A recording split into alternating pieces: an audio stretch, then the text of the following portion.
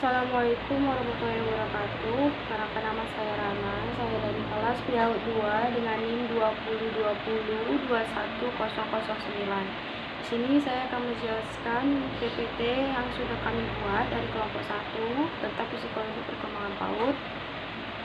Baiklah, di slide pertama bisa kita lihat psikologi perkembangan adalah ilmu yang mempelajari tingkah laku individu dalam perkembangannya dan latar belakang yang mempengaruhinya. Dalam ruang lingkup psikologi, ilmu ini termasuk psikologi khusus, karena psikologi perkembangan mempelajari kekhususan daripada tingkah laku individu. Pada slide selanjutnya, pengertian psikologi perkembangan AUD sendiri merupakan salah satu bidang kajian psikologi yang di dalamnya melibatkan banyak pihak untuk mempelajari juga mengkajinya. Di dalam psikologi pengembangan, kita dapat memahami berbagai perkembangan individu dan mengetahui fase-fase dalam dunia pendidikan. Slide selanjutnya adalah tentang kedudukan psikologi. Kehidupan manusia tidak terlepas dari masalah belajar. Masalah belajar ini menyangkut pula masalah pendidikan dan pengembangan. Pengembangan dimulai sejak masa prenatal, masa bayi, masa kanak-kanak, masa remaja, masa dewasa, dan usia lanjut. Faktor yang mempengaruhi perkembangan anak adalah faktor lingkungan, faktor pembawaan, dan faktor psikologis. Psikologi pengembangan memberikan deskripsi tentang bagaimana pengembangan fisik, motorik, kognitif, emosi, dan sosial pada setiap tahap perkembangan, yaitu pada masa prenatal, masa bayi, masa kanak-kanak, masa sekolah, masa remaja, masa dewasa, dan usia lanjut. Pendidikan yang tidak mengetahui psikologi perkembangan tentunya akan mendapat kesulitan dalam mendidik anak. Dengan demikian, psikologi perkembangan mempunyai kedudukan sentral dalam pendidikan karena masalah perkembangan pada dasarnya tidak terlepas dari dasar masalah belajar dan pendidikan. Kedudukan psikologi pengembangan ini amat penting bagi seluruh jajaran penyelenggara pendidikan, baik pendidikan formal maupun non-formal, terutama dalam perencanaan pendidikan, pelaksanaan pendidikan, evaluasi pendidikan, maupun pencapaian pendidikan dan tujuan pendidikan.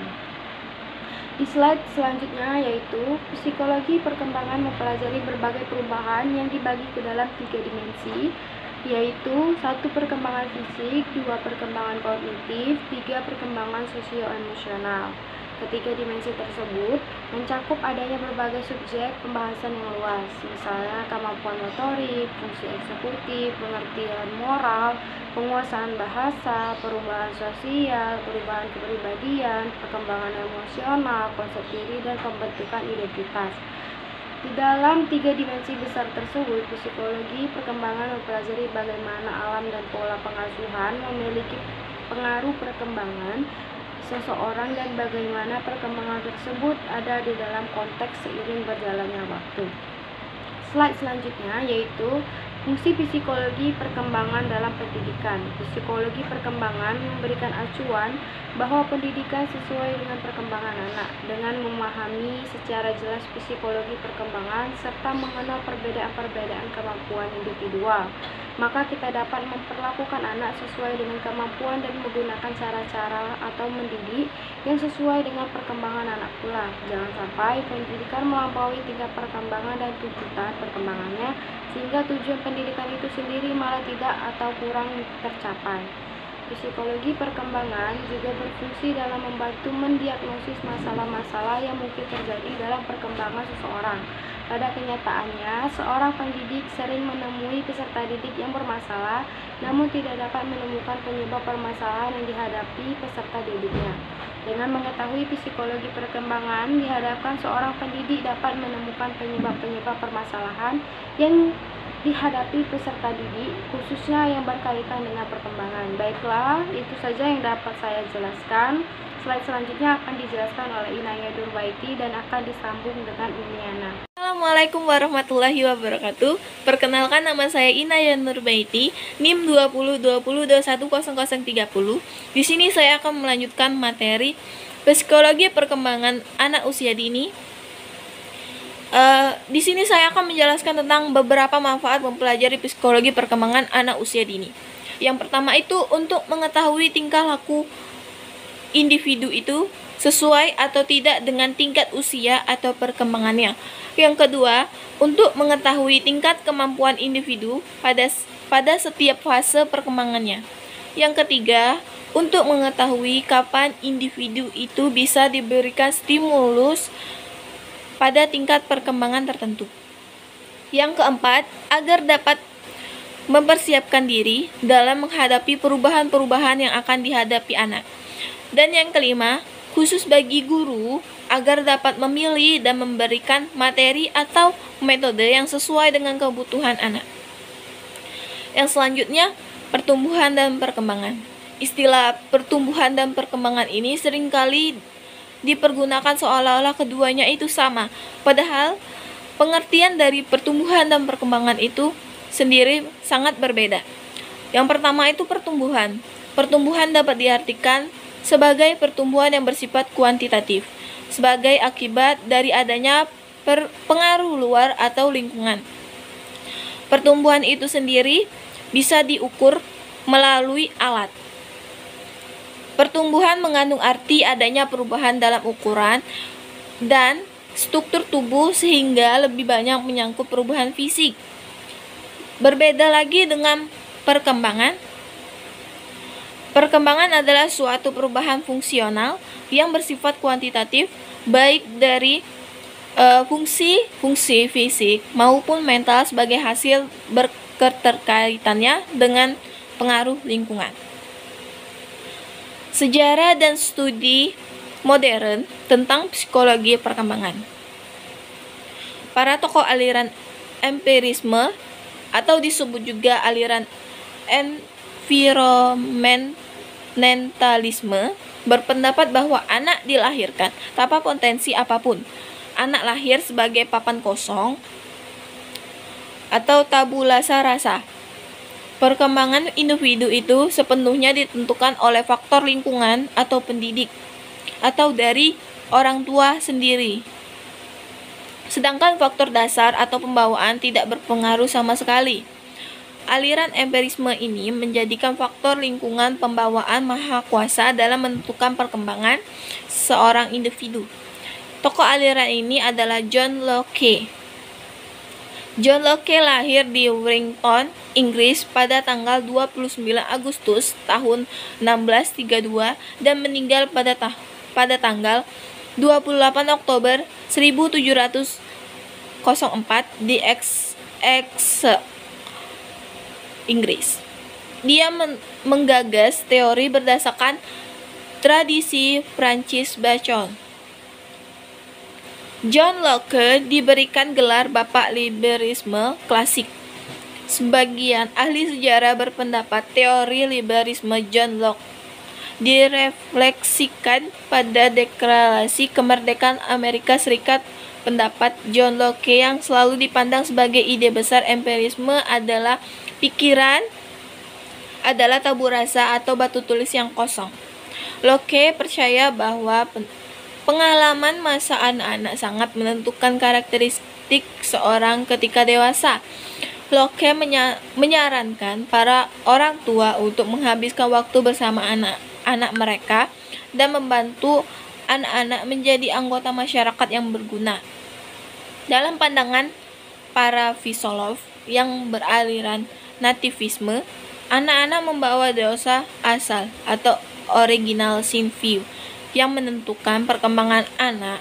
Anak-anak dipandang lahir ke dunia sebagai makhluk yang jahat. Proses dan periode perkembangan. Setiap manusia mengalami adanya proses yang berlangsung seumur hidup. Namun, perkembangan tersebut tidak persis sama antara satu sama lain dengan individu lainnya. Meskipun dalam beberapa hal ada kesamaan, perkembangan individu itu sendiri. Secara garis besar, proses perkembangan manusia terdiri dari proses biologis, kognitif, dan sosial emosional. Proses biologis menghasilkan perubahan manusia. Proses biologis meliputi pewaris gen dari orang tua. Perkembangan tubuh meliputi pertumbuhan berat badan dan tinggi badan, perkembangan otak, keterampilan motorik, dan perubahan hormon pada masa puber. Anak-anak mengalami perkembangan dalam 3 tahap. Yang pertama, tahap pertama pada masa bayi usia 0-6 tahun. Pada masa ini, bayi mengenal dunia langsung melalui inderanya. Tahap kedua, masa kanak-kanak dari usia 2 sampai 12 tahun. Tahap ketiga, tahap masa kanak-kanak akhir dari usia 12 sampai 15 tahun. Tahap ini merupakan transisi antara masa anak-anak dan dewasa. Mungkin itu saja yang dapat saya sampaikan. Lebih dan kurang saya mohon maaf. Kepada Allah saya mohon ampun. Wabillahi taufik wal hidayah. Wassalamualaikum warahmatullahi wabarakatuh. Baik, saya akan menjelaskan tentang Bowlby dengan teori Archimedes kemelekatan yang menyatakan ada 4 tahap perkembangan pada anak usia dini. Yang pertama, respon tidak terpilih, usia lahir sampai 3 bulan. Nah, yang kedua, fokus pada orang yang dikenal, usia 3 sampai 6 bulan. Pada tahap ini bayi lebih selektif dalam memberikan senyum. Nah, yang ketiga, kemelekatan yang indeks dengan pencarian kedekatan yang aktif, usia 6 bulan sampai 3 tahun. Pada fase ini bayi selalu menangis jika ditinggalkan ibunya. Dia menunjukkan rasa cemas terhadap perpisahan. Nah, yang keempat, tingkah laku persahabatan usia 3 tahun sampai akhir masa kanak-kanak. Pada fase ini anak-anak berkontraksi pada kebutuhan mereka untuk mempertahankan kedekatannya kepada orang tua atau pengasuhnya.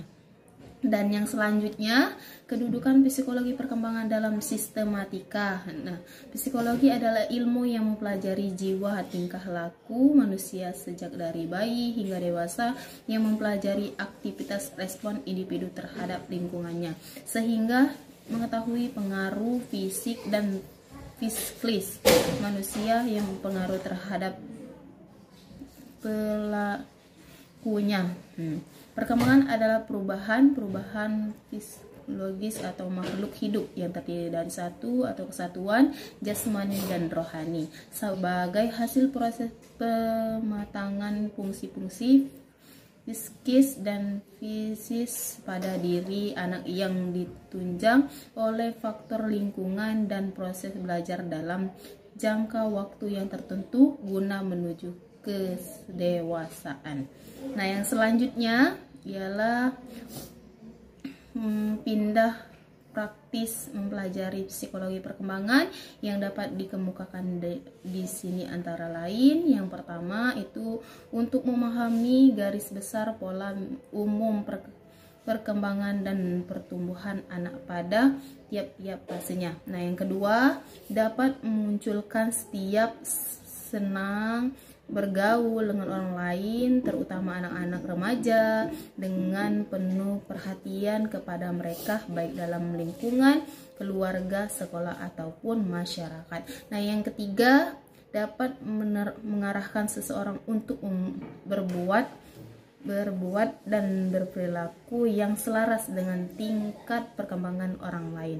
Yang keempat, khusus bagi pendidik dapat memahami dan memberikan pembimbingan kepada anak sesuai dengan tarif perkembangan anak didiknya sehingga proses pendidikan akan berjalan dengan sukses dalam mencapai tujuan. Nah, yang selanjutnya ada beberapa manfaat mempelajari psikologi perkembangan, di antaranya yaitu yang pertama, untuk mengetahui tingkah laku individu sesuai atau tidak dengan tingkat usia perkembangannya, dan yang kedua untuk mengetahui tingkat kemampuan individu pada setiap fase perkembangannya, yang ketiga untuk mengetahui kapan individu bisa diberi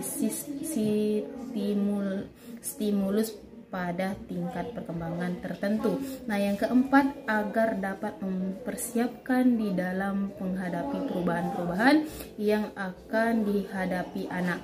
Nah, yang kelima khusus bagi guru agar dapat memilih dengan memberikan materi dan metode yang sesuai dengan kebutuhan anak. Dan yang selanjutnya penjelasan pentingnya psikologi perkembangan AUD. Nah, sebagaimana dijelaskan di atas, psikologi perkembangan anak usia dini telah berkembang dari waktu ke waktu. Oleh sebab itu, teori perkembangan anak juga mengalami perkembangan yang pesat.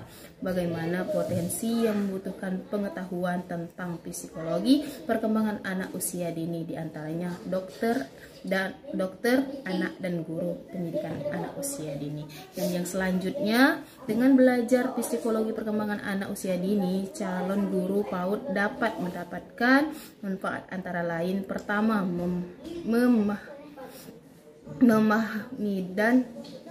memahami dan menguasai karakteristik peserta didik dari aspek fisik, moral, dan sosial, kultural, emosional, dan intelektual, sehingga dapat memberikan materi pembelajaran yang sesuai dengan perkembangan anak. Dan yang kedua, dapat memilih solusi yang tepat dalam permasalahan pembelajarannya. Yang ketiga, dapat menjadi tempat bertanya para wali murid jika menghadapi masalah anak di rumah. Nah, yang keempat, dapat mengembangkan berbagai strategi pembelajaran yang sesuai dengan perkembangan anak. Yang kelima, guru dapat melakukan penilaian yang tepat bagi perkembangan kemajuan belajar anak. Ya, mungkin itu saja yang dapat saya sampaikan. Lebih dan kurangnya saya kembalikan kepada moderator. Pada moderator saya persilakan. Terima kasih.